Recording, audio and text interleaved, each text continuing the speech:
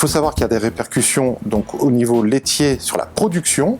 On peut avoir, lorsqu'un troupeau est contaminé, des baisses de production de l'ordre de 10%.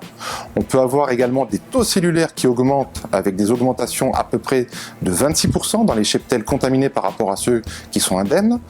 Il faut savoir qu'il y a aussi des répercussions sur la fécondité, sur la reproduction, avec des nombres de paillettes utilisées par un vélage fécondant, par insémination fécondante beaucoup plus élevés.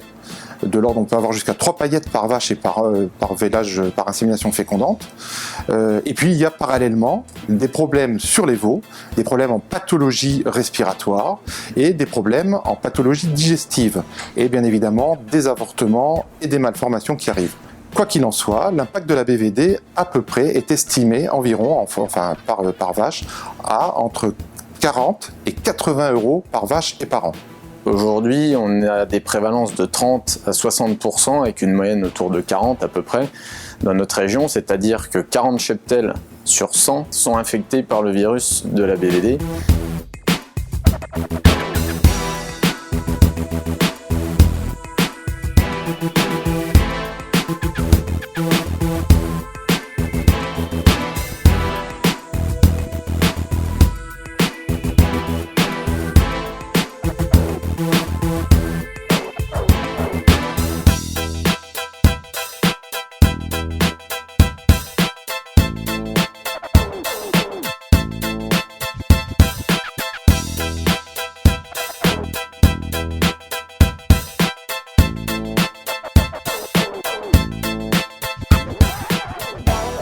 Le type 2 en BVD est sous-diagnostiqué.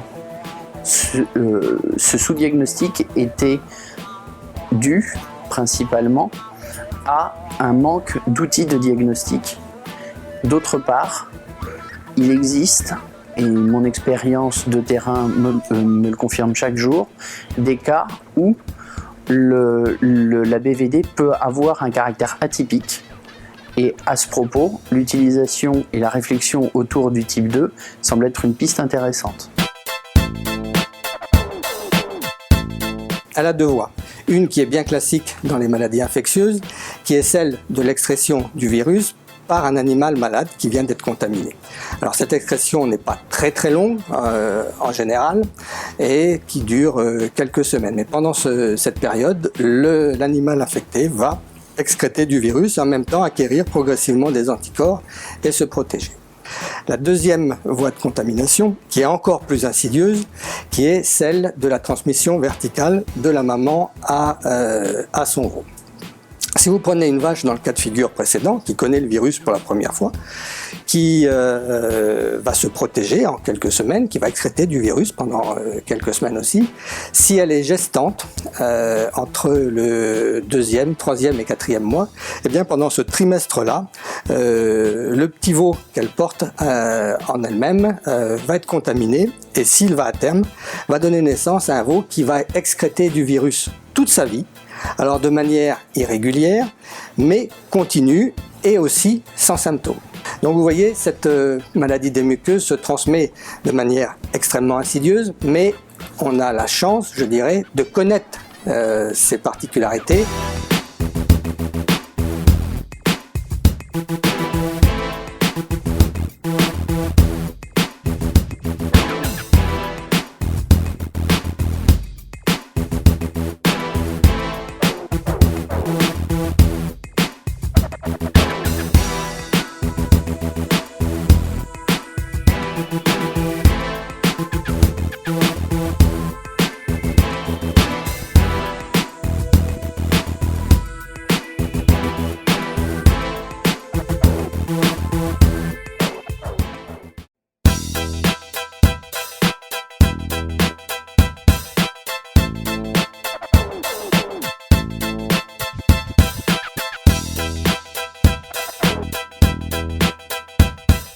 En général, quand la maladie est présente dans le cheptel, on a des taux de mortalité relativement élevés de l'ordre de 10%, avec beaucoup de mortinatalité, c'est-à-dire des morts, on va dire, entre 0 et 1 mois d'âge.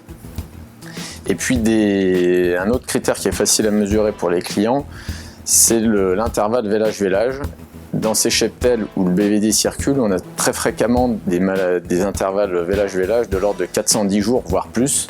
Les avortements, c'est également un point que l'éleveur peut facilement observer, avec des avortements soit tardifs, après le 7e mois de gestation, et parfois des avortements relativement précoces.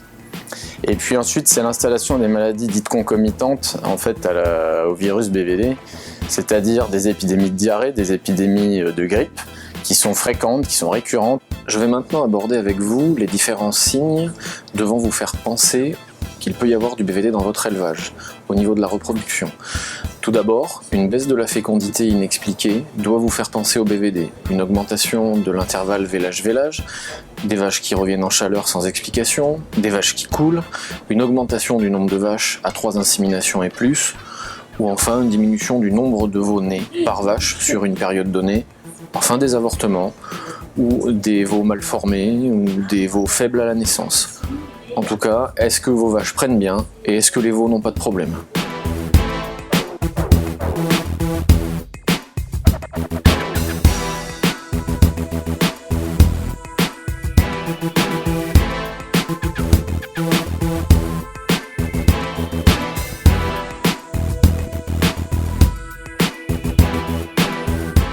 Maintenant, il y a deux choses que je voulais rajouter qui ne sont jamais tenues en compte.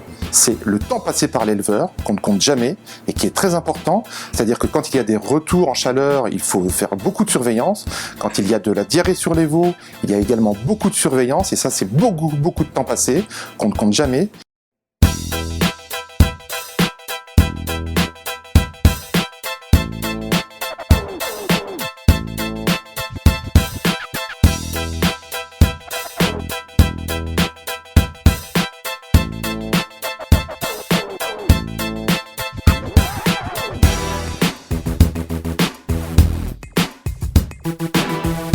Ça peut vous permettre de gagner, ce qui est estimé, de l'ordre de au minimum 15 € quand il y a des passages de virus pas très agressifs, mais jusqu'à 80 € en moyenne par 1000 litres de lait. Quand je parle de 15 € ou 80 €, c'est par 1000 litres de lait.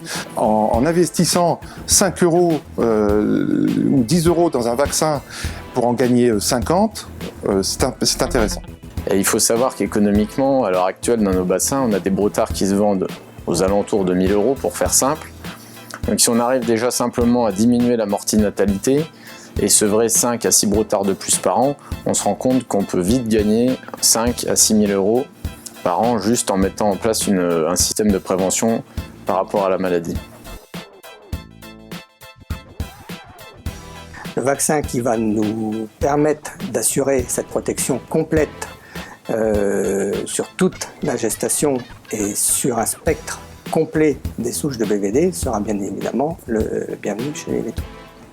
Donc l'objectif de la vaccination, elle peut être double, c'est soit une protection fœtale pour éviter la naissance des hippies, soit c'est carrément on essaye de ne plus avoir de circulation virale dans l'exploitation.